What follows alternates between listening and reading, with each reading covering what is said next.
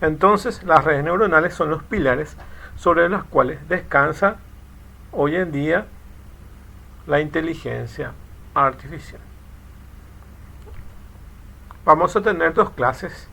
Hoy vamos a ver una parte y vamos a tener una pausa durante el periodo. A ver, vamos a tener una pausa de esto. Creo que es la Semana Santa. No sé si voy a fijarme un poco un rato. Bueno, entonces el miércoles 13, entonces no tenemos actividad. Entonces sería eso. El miércoles 13 no tenemos actividad. Y retomamos el miércoles 20 con la continuación de redes neuronales. Y luego tenemos el parcial. Entonces es así. Pueden aprovechar en la fecha del 13 de abril para poder ya mirar los materiales con miras al examen parcial. Entonces ahí ya tienen los materiales por los cuales pueden ir mirando. Voy a compartir la pantalla para que puedan ver. You are currently the only person in this conference.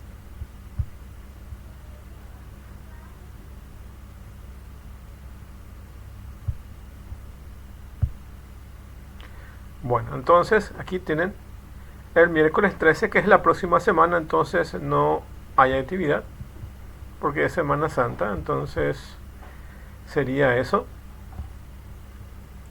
Y aquí tienen los materiales para que puedan ir mirando ya con miras al examen parcial. Entonces tienen 3 materiales para poder ir estudiando para el examen, que es el 27 de abril. Entonces en este mes ya tienen su primera parcial. En la clase de hoy vamos a empezar lo que es redes neuronales y terminamos el miércoles 20 lo que es redes neuronales. Y entonces acá tienen un cuestionario que completar para esa fecha. Y para esta fecha tienen que completar lo siguiente que está aquí. La tarea de esta semana es en qué consiste una red neuronal, qué es aprendizaje adaptativo, qué son los siguientes componentes de las redes neuronales: dendritas, axón y sinapsis. Esto es lo que van a responder para esta semana. Y pueden tomar del material que está adjunto o buscar en internet sin problema, con tal que respondan estos puntos de la tarea. Entonces eso es lo que corresponde con esta semana. Y para las semanas después de Semana Santa, que corresponde al miércoles 20, continuamos con redes neuronales y ahí van a responder un cuestionario.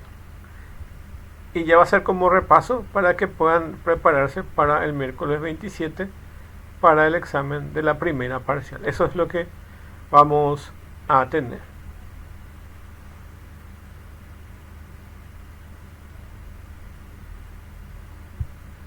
Entonces hoy vamos a ver parte de lo que es redes neuronales.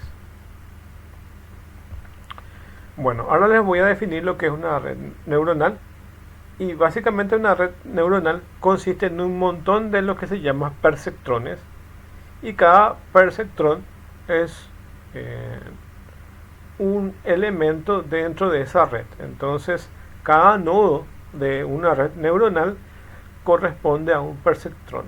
Y un perceptrón se combina con varios de ellos para formar lo que son las redes neuronales. Y está tomado de la biología, que va básicamente cómo se ordenan las neuronas. Entonces está tomado de la parte biológica eso. Y dice, consiste en unidades de procesamiento que intercambian datos e información. Eso es una red neuronales. Se utilizan para reconocer patrones, incluyendo imágenes, manuscritos y secuencias de tiempo, tendencias financieras, etc.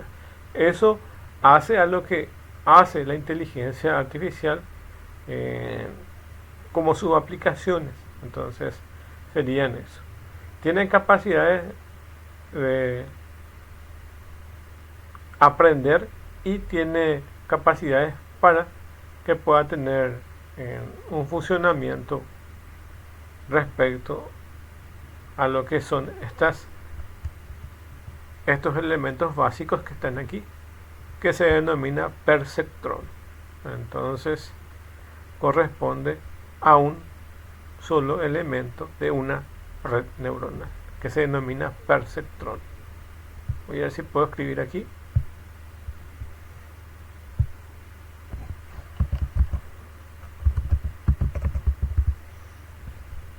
Un elemento básico de una red neuronal es el perceptrón, y es esto que ven aquí. Bueno, la primera clasificación de los modelos de redes neuronales o redes neuronales artificiales, RNA, podría ser atendiendo a su similitud con la realidad biológica, como la estuve explicando. Y básicamente el modelo de tipo biológico, y esta comprende las redes que tratan de simular los sistemas neuronales biológicos, así como las funciones auditivas o algunas funciones básicas de la visión. Es decir, que básicamente lo que trata de simular es una red de neuronas del mundo real. Entonces, mediante las neuronas, básicamente nosotros nos comunicamos con el cerebro, y el cerebro envía otras informaciones a otras partes del cuerpo para que puedan reaccionar. Entonces nuestros sensores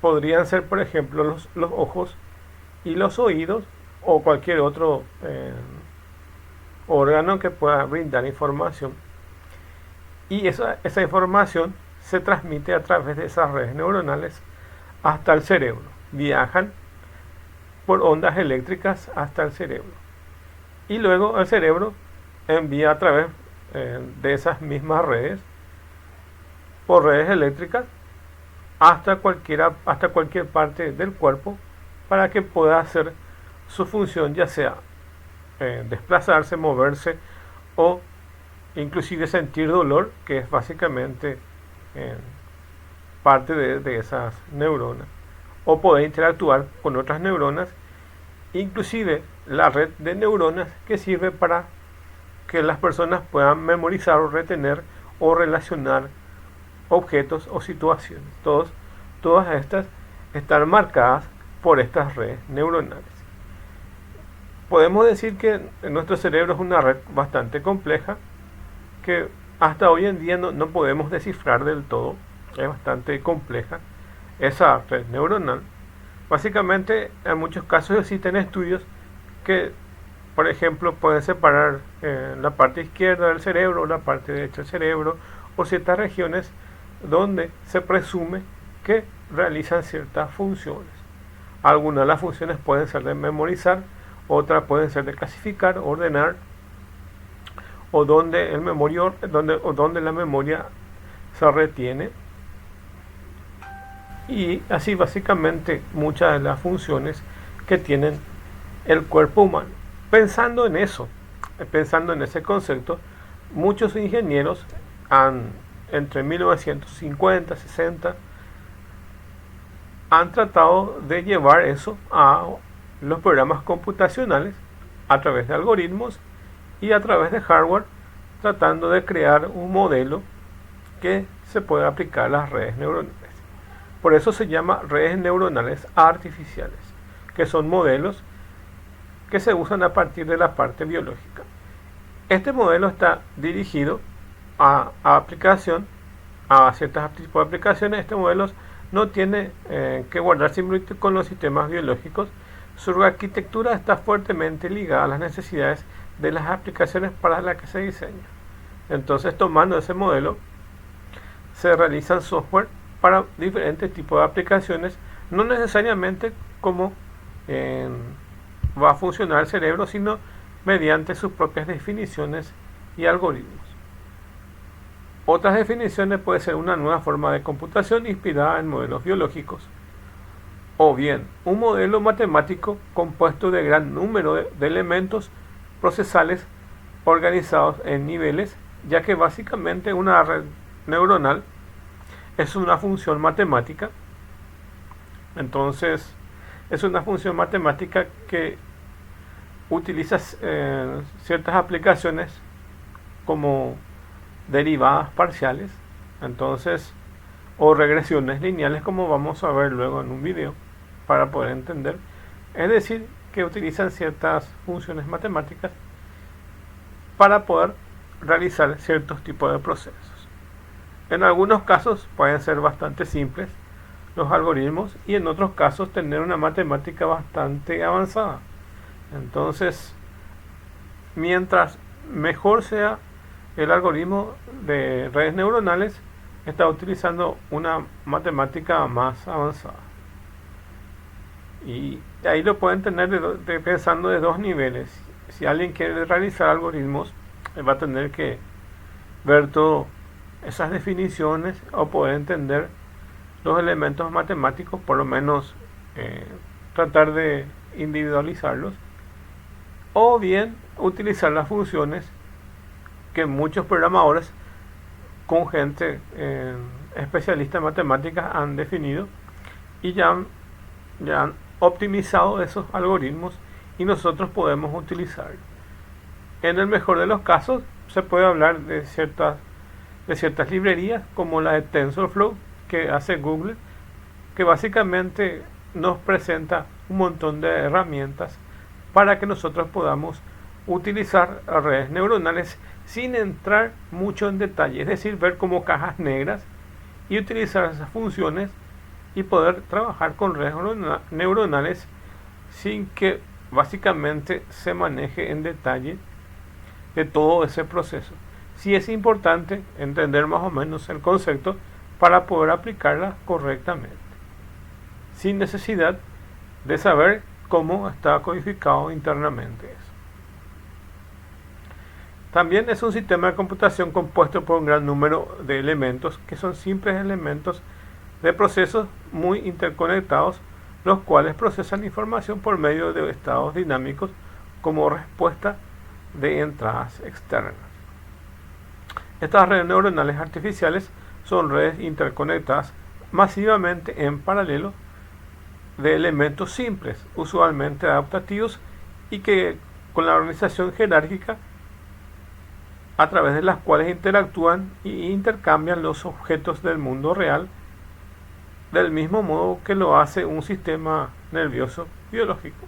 Es decir, que emula todas esas características humanas para poder hacer los algoritmos. Y básicamente es una red interconectada.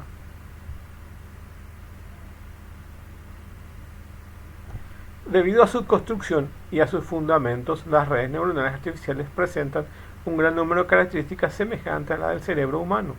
Por ejemplo, son capaces de aprender a través de la experiencia, de generalizar casos anteriores a nuevos casos, de extraer características esenciales a partir de las entradas que representan la información irrelevante o relevante, etc. Entonces aquí, básicamente, lo que tratamos de hacer es modelar en esas redes cómo funciona un humano a través de esos algoritmos, y para ello tenemos los datos de entrada, que son nuestro elemento básico de entrada para procesar.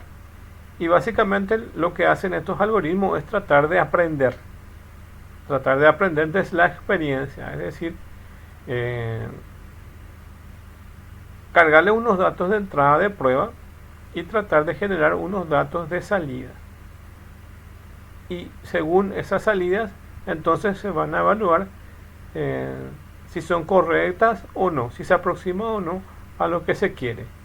Si se aproxima a lo que se quiere, entonces está correcto, y si no, entonces entra en un proceso de aprendizaje, que es básicamente lo que se conoce como algoritmos de machine learning. El machine learning o algoritmo que aprende es exactamente eso, algoritmos que ayudan a aprender.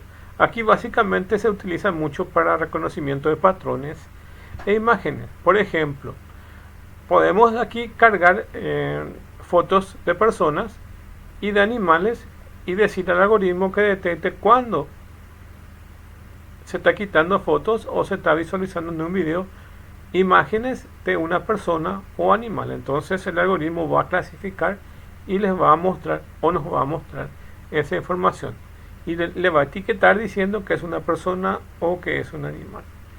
Esos son los algoritmos de redes neuronales que más se utilizan hoy en día. Bueno, hablamos de aprendizaje adaptativo, autoorganización, tolerancia a fallos, operación en tiempo real y de fácil inserción dentro de tecnologías existentes.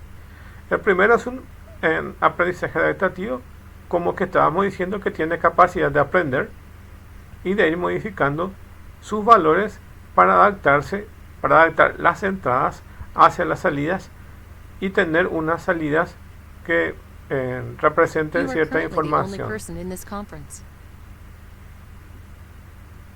Bueno, entonces aquí lo más importante, como les dije, en el autoaprendizaje es que pueda detectar entre personas y animales cuando se lo está en presencia, saber cuáles son esas personas o esos animales.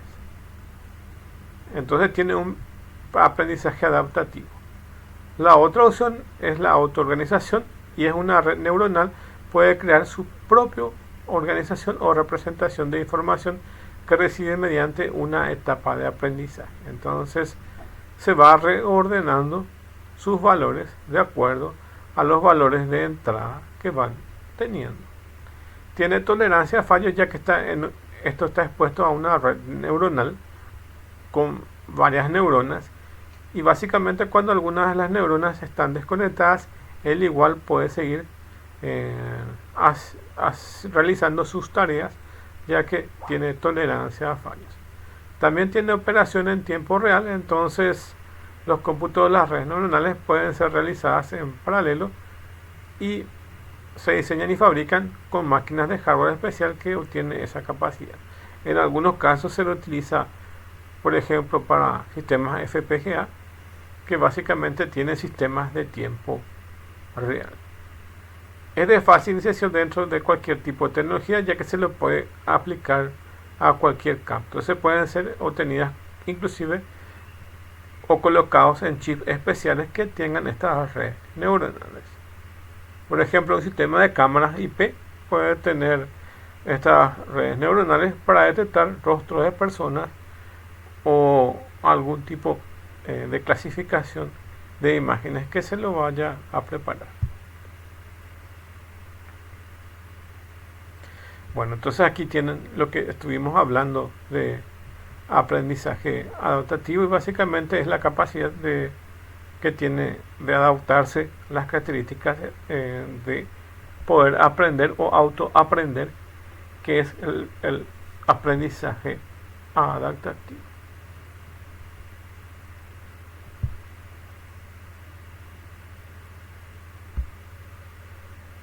Las redes neuronales son sistemas dinámicos que tienen la capacidad de ser autoadaptativos o adaptativos, que se pueden adaptar debido a las capacidades de autoajuste de sus elementos procesales que tienen, que son esas neuronas.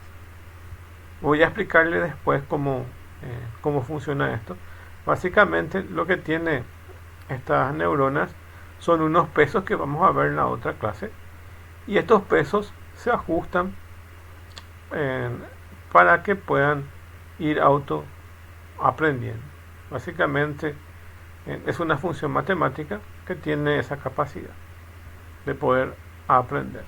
Generalmente se denomina W. A ver si puedo.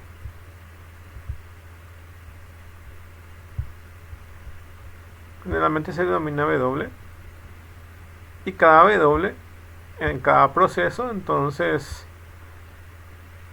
esta variable va tomando ciertos valores, y al final de los recorridos se queda con este valor más óptimo. Entonces tenemos un valor que podemos decir que es de W, que es el más óptimo. Esa es la capacidad de aprendizaje que tiene las redes neuronales. Ni que decir del Machine Learning que están, o del Deep Learning, que son más específicos en sus usos. La capacidad de autoorganización.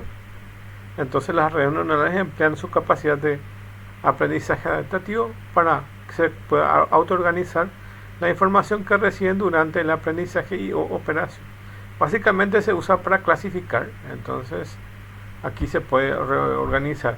Mientras que el aprendizaje es la modificación de cada elemento procesal, la autoorganización consiste en la modificación de la red neuronal completa para llevar a cabo sus objetivos específicos. Cuando las redes neuronales se usan para reconocer ciertas clases de patrones, ellas autoorganizan la información usada. Por ejemplo, la red llamada backpropagation creará su propia representación característica mediante la cual se puede reconocer ciertos patrones. Entonces, se usa más bien para ir clasificando objetos. Entonces, ya sea personas, perros, lo que sea, se puede utilizar eso. Esta autoorganización provoca la generalización y faculta a las redes neuronales de responder apropiadamente cuando se les presentan datos o situaciones a las que habían sido expuestas anteriormente. Generalmente o generaliza las entradas para obtener esa respuesta. Bueno, algo importante que les quiero mencionar aquí es que básicamente para que una red neuronal pueda funcionar correctamente depende de los datos de entrada, como pueden ahí estar observando. De la calidad de los datos de entrada depende la calidad de lo que se va a obtener en la salida. O sea que si alimentamos bien los datos de entrada, vamos a obtener las salidas esperadas.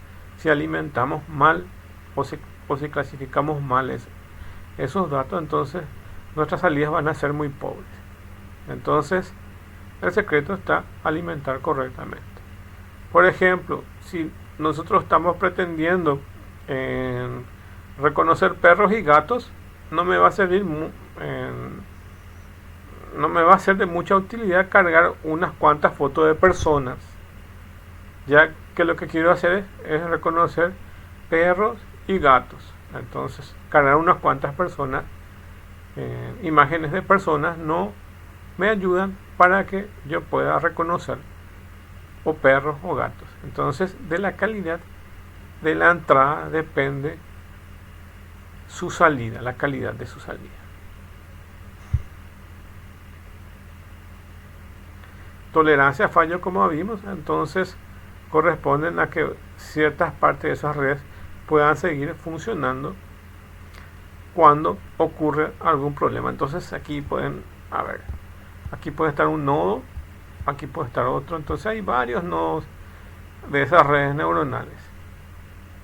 Imagínense cuando esta tiene problema, esta que está aquí tiene problema, entonces estas otras que están aquí o que están aquí pueden seguir haciendo la misma función. Entonces tiene tolerancia a fallos.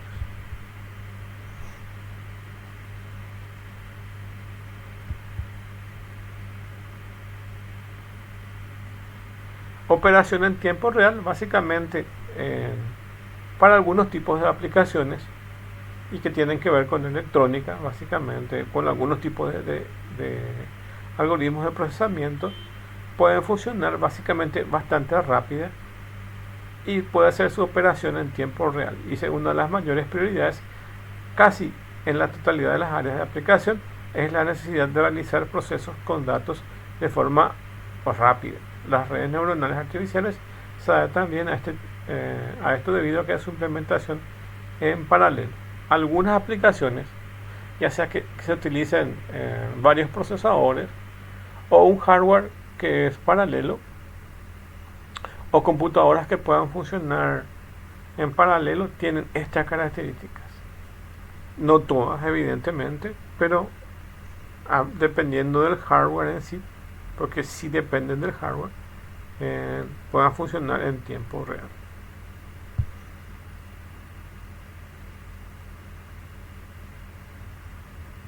Bueno.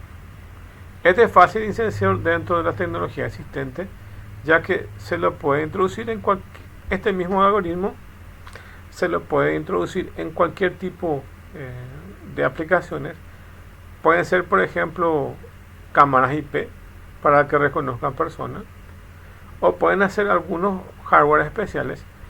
En el caso de muchos trabajos hoy en día, es tanta la tecnología, tanto es avanzada la tecnología, que básicamente hoy se usa el rostro de las personas para, en el caso de muchos trabajos, tienen los sistemas de reconocimiento faciales para identificar la entrada de las personas. Inclusive le ponen etiqueta del nombre de la persona que está entrando en un lugar. Entonces se utiliza para reconocimiento de personas.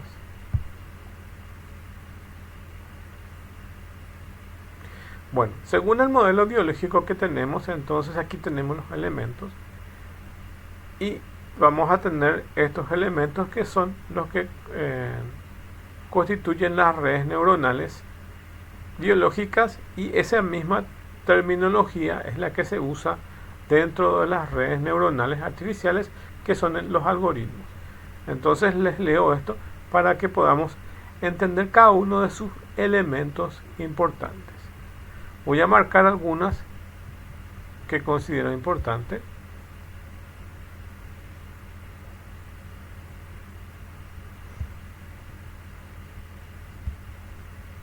Bueno, se estima que el cerebro humano tiene más de 100.000 millones de neuronas estudiados sobre la anatomía del cuerpo del cerebro humano, que concluyen con que hay más de 1000 sinapsis a las entradas y la salida a cada neurona. Es importante notar que aunque el tiempo de conmutación de una neurona, unos pocos milisegundos, en casi 1 millón de veces menor que los actuales elementos de computadoras, ellas tienen una actividad de miles de veces superior a la actividad de las supercomputadoras. Las neuronas y las conexiones entre ellas, que son las sinapsis, constituyen la clave para el procesamiento de la información. Entonces aquí tienen los elementos importantes de las redes neuronales a tener en cuenta, que vamos a ver enseguida. Uno es la sinapsis, otro es el axón,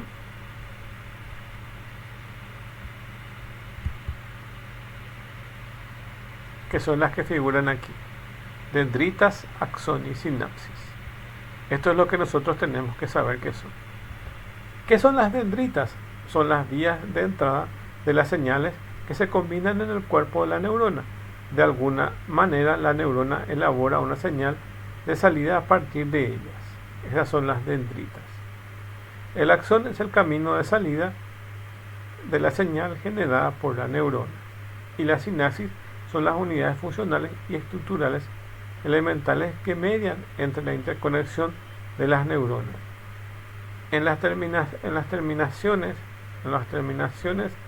de la sinapsis se encuentran unas vesículas que contienen una sustancia química llamada neurotransmisores, que ayudan a la propagación de las señales electroquímicas de las neuronas a otras. Entonces, las dendritas son las vías de entrada, o sea, son las entradas a las señales que tienen las redes neuronales. El axón son las salidas, y las conexiones entre ellas son las sinapsis, las conexiones que tienen entre ellas.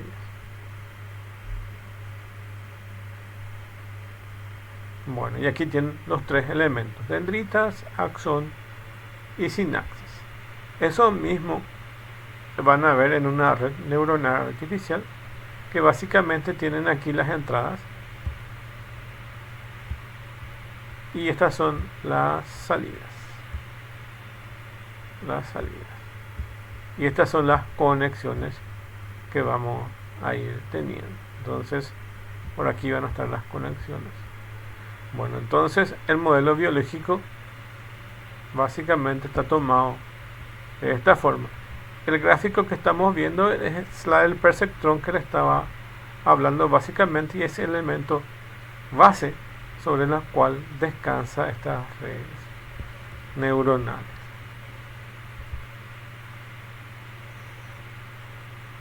Bueno, acá entonces tienen las señales de entrada. Estamos hablando del elemento principal, que es un perceptrón, que es una sola neurona artificial. Estas señales de entrada, y las señales de entrada que dijimos que son las dendritas, la sinapsis, que son los pesos. Estas son las sinapsis, cada uno de estos pesos que está aquí, todos estos pesos son las sinapsis, y el axón, que son las salidas. Entonces este es el axón,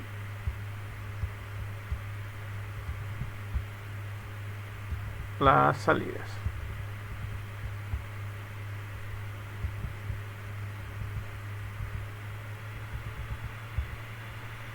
Estas son las dendritas. Voy a colocarle con una D nomás para poder ejemplificar ahí. Y la sinapsis, voy a escribir con una S, que son los pesos que tiene ahí. Bueno, ahí tienen los elementos más importantes. Quiero mostrarle primero un video para la próxima clase. Voy a quedarme aquí y voy a explicar qué son estos elementos que tenemos aquí. Bueno, y hasta aquí la clase de hoy, entonces, y voy a dejarle un video. A ver, voy a dejarle un video para terminar la clase.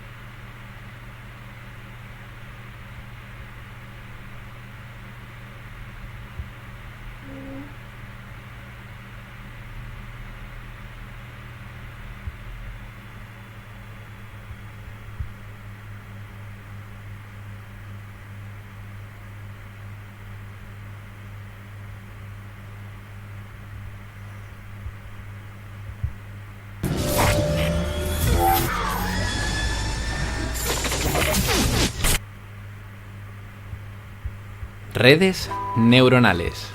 Ya conozcas o no sobre el campo de la inteligencia artificial, posiblemente te hayas cruzado con este término en alguna ocasión. Y es que las redes neuronales se han convertido en la familia de algoritmos de machine learning más populares de esta última oleada que estamos viviendo. En realidad, como modelo computacional, existen desde mediados del siglo pasado, pero no ha sido hasta hace unos años, con la mejora de la técnica y la tecnología, que hemos empezado a utilizarlas a lo bestia. Reconocimiento de caracteres, de imágenes, de voz, predicción bursátil, generación de texto, traducción de idiomas, prevención de fraude, conducción autónoma, análisis genético, pronóstico de enfermedades o quizás lo más espectacular, clasificar pepinos. ¡Wow! El futuro ya ha llegado. Como ves, se trata de una familia de algoritmos muy potentes con los que podemos modelar comportamientos inteligentes. Pero, ¿y cómo funcionan?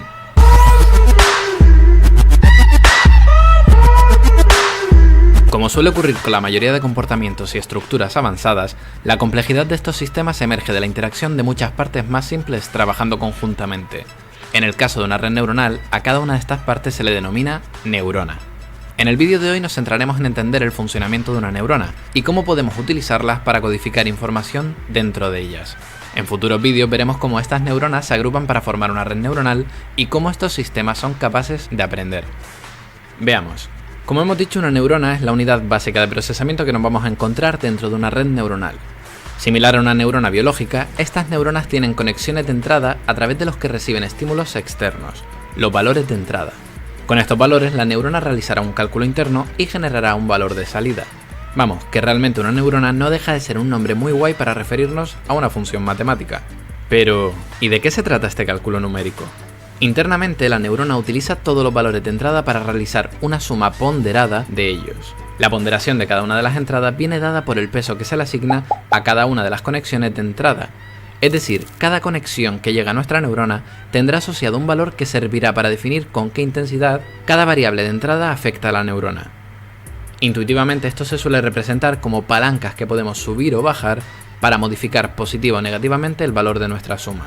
Como te imaginarás, estos pesos son los parámetros de nuestro modelo, y serán los valores que podremos ajustar para que nuestra red neuronal pueda aprender. Espera. Esta ecuación ya la habíamos visto antes.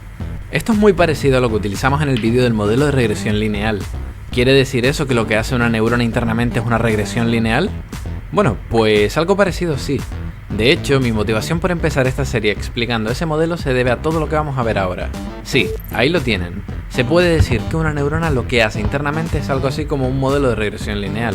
Si recuerdan, tenemos unas variables de entrada que definen una recta o un hiperplano a la que podemos variar la inclinación utilizando nuestros parámetros. ¿Ven que es lo mismo? Es más, si se acuerdan de nuestro modelo de regresión lineal, recordarán que teníamos un término independiente que nos servía para mover verticalmente a la recta. Pues fíjate que en la neurona también tendremos este mismo término que nos dará control para mover a nuestra función. A este valor se le denomina sesgo, o bias en inglés, y se representa básicamente como otra conexión a la neurona pero en el que la variable siempre está asignada a 1, y que podemos controlar manipulando el valor del parámetro de sesgo. De esta manera nuestra neurona ahora actuaría exactamente como el modelo de regresión lineal. Sin embargo, la diferencia vendrá con un último componente que les presentaré luego. Antes, quiero que entiendas con un ejemplo cómo nos puede ser útil esta neurona para codificar información. Realidad virtual. Esa maravillosa tecnología que te permite vivir aventuras de manera totalmente inmersiva. Porque, ¿quién querría vivir en la realidad real cuando existe la realidad virtual? Imagínate experimentar esto, o esto, o esto. Bueno, no, esto no. Al pensar sobre esta idea, llegas a la conclusión de que tener un plan perfecto para el viernes por la noche depende de dos cosas. Por un lado, contar con un casco de realidad virtual que poder usar. Y por el otro lado, para que la noche esté completa necesitas... No, amigos, no. Nachos. Efectivamente, un plan perfecto solo se puede dar si tenemos la combinación de realidad virtual y nachos. Vamos a utilizar nuestra neurona para modelar este ejemplo. En este caso, ambas variables serán variables binarias, es decir, su valor solo puede ser 0 o 1, y esto indicará si tenemos realidad virtual y si tenemos nachos. De igual forma, la variable de salida que queremos modelar es una que nos indique si el plan del viernes por la noche ha sido perfecto o no, es decir, esto será otra variable binaria. Pero nuestra neurona, tal y como funciona ahora mismo, actúa como un modelo de regresión lineal, y si recuerdan, este modelo nos daba un resultado numérico continuo y no una variable binaria.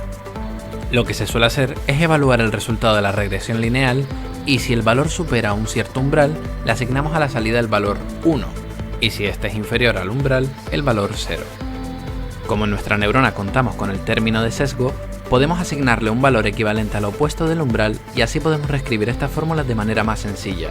Ahora simplemente el valor de la salida dependerá de si el cómputo de nuestra neurona es mayor o menor que 0.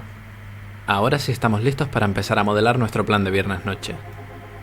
Hemos dicho que para que nuestra noche sea épica, es decir, que la salida sea 1, necesitamos que ambas variables de entrada estén activas, es decir, que tengamos realidad virtual y que tengamos nachos. Harán que esta noche no sea tan interesante. En esta tabla también vamos a visualizar cuál es el resultado de nuestra neurona para cada combinación de variables. Visto así, nuestra tarea será la de ir variando el valor de nuestros parámetros, tanto los pesos de las conexiones como el sesgo, para encontrar la combinación perfecta que modele nuestra noche ideal. Si vamos probando diferentes combinaciones, vemos cómo el resultado va variando. Finalmente podríamos encontrar una combinación como esta, en la que, como ves, para todas las combinaciones de variables conseguimos el resultado esperado. Fíjate cómo con estos parámetros solo es posible obtener una respuesta positiva, es decir, un valor de 1 en la salida, cuando ambas variables de entrada están activadas. Hemos por tanto conseguido utilizar a nuestra neurona para codificar información sobre nuestra noche épica. Un ejemplo muy simple, sí, pero oye, por algo se empieza. Para entender mejor lo que hemos hecho, vamos a intentar visualizar esta tabla de aquí.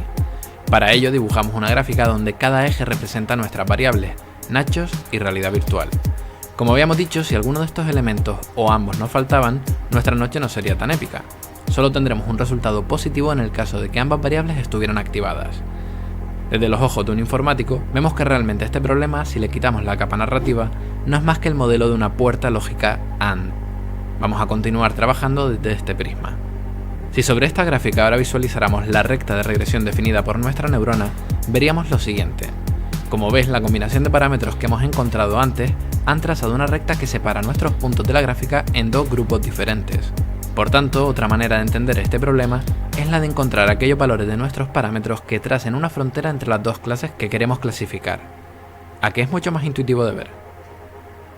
Ahora que entiendes esto, podemos probar con otros ejemplos. Por ejemplo, este de aquí sería la gráfica de una puerta OR.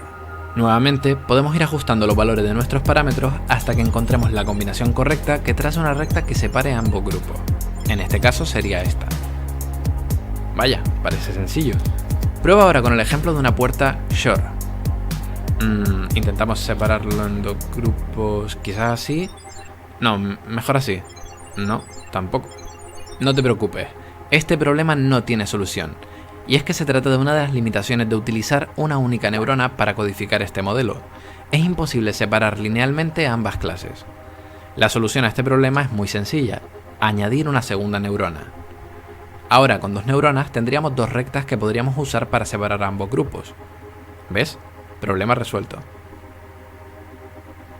Esta limitación de las neuronas de poder resolver el problema de la puerta Shor se conoce desde 1969 e ilustra muy bien la necesidad de combinar varias neuronas para poder conseguir modelos más complejos. En la siguiente parte de esta serie hablaremos de cómo se combinan las neuronas para construir redes neuronales. Para ello, como ya les dije antes, hará falta introducir un último componente a la estructura de nuestra neurona, la función de activación. Pero como se trata de un concepto tan interesante y este vídeo ya empieza a quedar largo, lo dejaremos para el próximo vídeo. Bueno, entonces hasta aquí nuestra clase de hoy. El video les sirvió para poder entender un poco cómo es la estructura de una red neuronal y tener en cuenta esta estructura, específicamente la del perceptrón, que básicamente aquí se resuelven los postulados de AND y OR, si queremos verlo desde el punto de vista, y son estructuras binarias, o que generalmente se le llama escalón. Entonces aquí esta función de activación se le llama escalón. Vamos a ir viendo eso en la próxima clase. Entonces dejamos aquí y continuamos en la próxima clase. Aquí lo importante es entender estos elementos de que es una dendrita, que son las entradas, la sinapsis, que son estos pesos que les marco aquí, y el axón, que corresponde a la salida. Entonces esto es lo mismo que aquí básicamente tenemos en nuestro modelo biológico: la sinapsis, el axón y las dendritas. Entonces lo tienen aquí. Muchas gracias.